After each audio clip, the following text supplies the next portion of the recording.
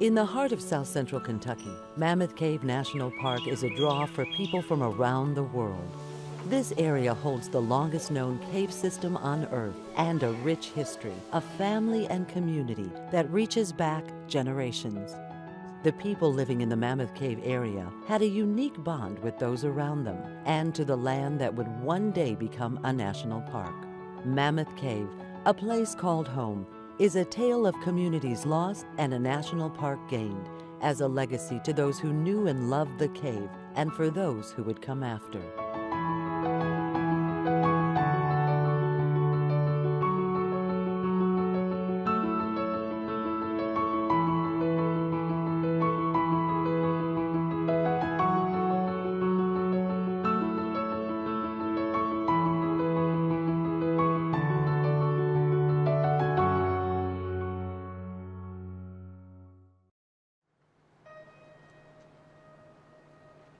The land around Mammoth Cave, Kentucky, has been occupied for thousands of years, first by the Native Americans, and then by the settlers that came streaming through the Cumberland Gap with land grants in their hands from serving in the Revolutionary War.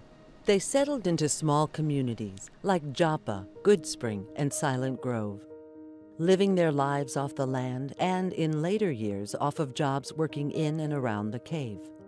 Mammoth Cave became a tourist attraction in the 1800s, passing from one owner to another, finally ending up in the hands of Dr. John Cron, who at the end of his life wanted to keep the cave and surrounding land in its natural state. That idea took root, and people began talking about creating a park.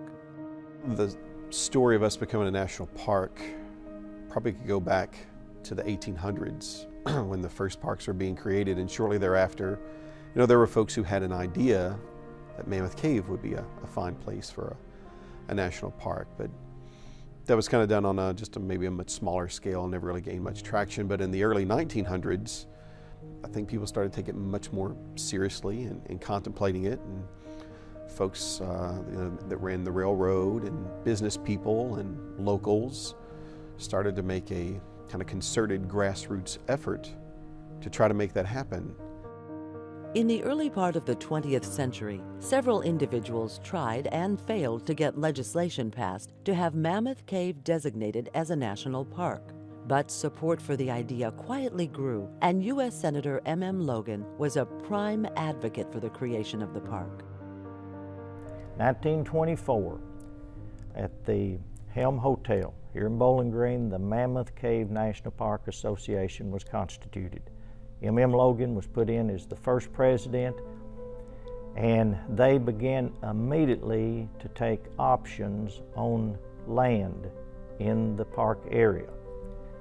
They took 13,000 acres, options on 13,000 acres of land at about $50 per acre, which at this time, no one could foresee that the Great Depression was fixing to hit this country. And it turned out later on they couldn't pay the options that they had took.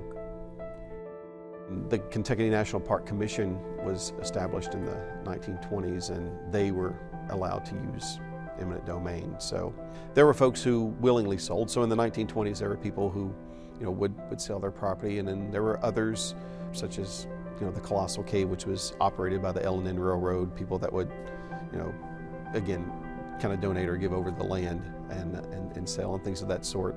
So there was some kind of land acquisition at that point. The bulk of it happened most likely throughout the 1930s. And in the 1930s, we were using eminent domain at that point because a lot of people were not wanting to leave.